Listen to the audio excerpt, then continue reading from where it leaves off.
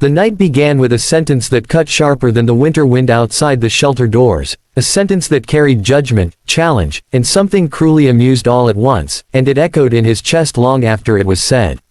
He stood there, a single father with tired eyes and a threadbare jacket, holding the hand of a small boy who trusted him with a kind of faith the world had long forgotten, and in that moment everyone around seemed to already know the ending of his story.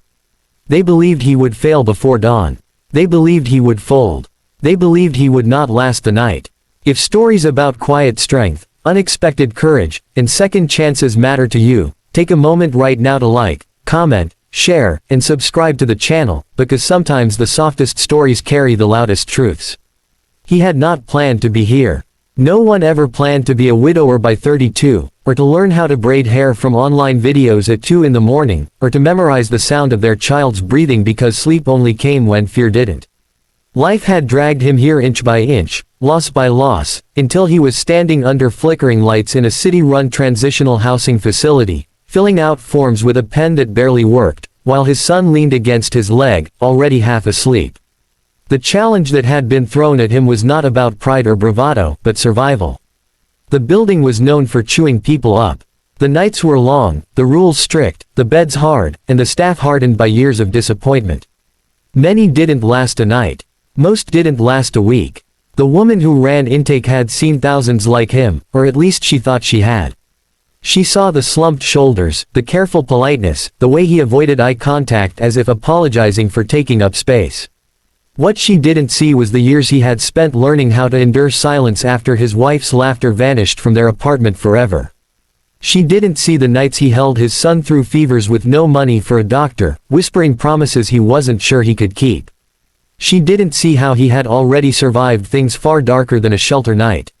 When she marked his file with a skeptical note and sent him down the hallway, it wasn't cruelty so much as fatigue. The world had taught her to expect disappointment. The room they were assigned smelled of disinfectant and old paint. 4 bunks, already occupied by men with stories written into the lines of their faces, stories of jobs lost, backs broken, families drifted away. His son climbed onto the lower mattress and curled in on himself, clutching the worn stuffed animal that had once belonged to his mother. The father sat on the edge of the bed, boots still on, listening to the building breathe. Pipes knocked somewhere in the walls. Someone coughed in the dark. Somewhere far away, a door slammed. He told himself this was temporary. He always told himself that. The first challenge came before midnight. A disagreement over space, over noise, over nothing at all, flared into something ugly across the room. Voices rose. A chair scraped. The air thickened with old anger. He felt his body tense, instinct screaming to protect, to shield, to remove his son from danger. Instead of escalating, instead of shrinking, he did something no one expected. He stood, calmly, placing himself between his sleeping child and the chaos, and he spoke with a steadiness that surprised even him. He acknowledged the frustration, reminded them of the rules, asked for peace not as a demand but as a shared need. It wasn't bravado. It was fatherhood. The room settled, grumbling but quiet. Someone scoffed. Someone else looked away. The night moved on. Sleep did not come easily. He lay there staring at the ceiling, counting breaths, listening for any sound that might mean trouble. His mind replayed the words from intake, the challenge, the doubt. He wondered if they were right. He wondered how many nights he had left like this before his son would start to notice the cracks in his optimism. Around 2 in the morning, his son whimpered in his sleep, caught in a dream he couldn't outrun. The father pulled him close, whispering reassurances, letting the small hand grip his shirt until the breathing slowed again. In that moment, exhaustion threatened to pull him under, but resolve kept him afloat. By morning, the shelter revealed another layer of its test. Breakfast lines, curt instructions, the unspoken hierarchy of who belonged and who didn't. He followed every rule, filled out every form, accepted every indignity without complaint.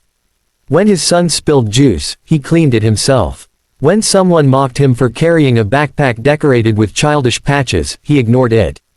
Strength, he had learned, was often mistaken for weakness when it refused to roar.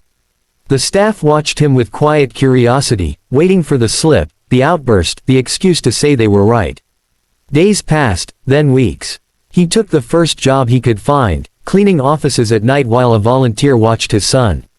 He attended every required meeting, every workshop, every parenting class offered, even when his bones ached and his eyes burned. He learned the system, not to game it, but to survive it. Slowly, imperceptibly, the tone around him shifted. A nod instead of a glare. A reminder instead of a reprimand. The woman from intake noticed his name appearing on positive reports, noticed that the bunk room he shared stayed quieter on nights he was there. The real test came one evening when the shelter lost power during a storm. Darkness swallowed the halls, panic rippled through the building, and old fears surfaced fast.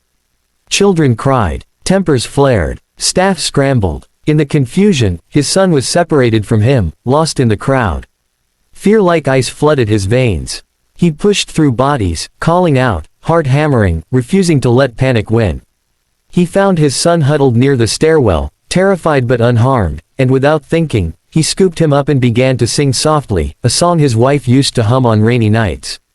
Others heard. The noise softened. The crying eased. In the dark, strangers leaned into a moment of shared calm, anchored by a father who refused to break. After the power returned, something fundamental changed. The staff no longer saw a man who wouldn't last a night. They saw a pillar. Other residents sought his advice, asked him to watch their kids for a minute, trusted him with small vulnerabilities. He never lectured. He never pretended to have answers. He just listened, offered what he could, and showed up again the next day. His son began to smile more, to talk about school again, to believe in tomorrows. Opportunities followed quietly. A caseworker pushed his application to the top of the housing list. A supervisor at the cleaning job noticed his reliability and offered him daytime hours and better pay. A donated coat appeared in his size. A teacher from a nearby school offered tutoring for his son. None of it was magic.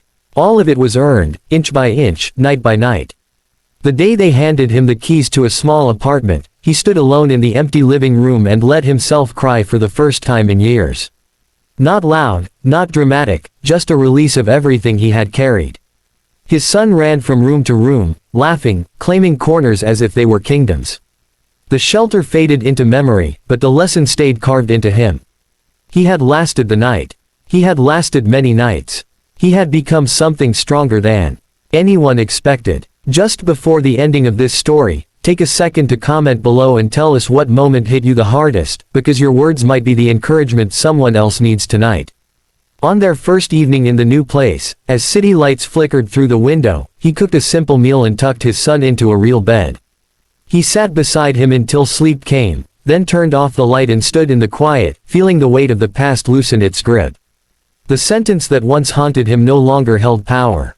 It had been wrong. Not because he was extraordinary, but because love had made him resilient. Because being a father had taught him how to endure.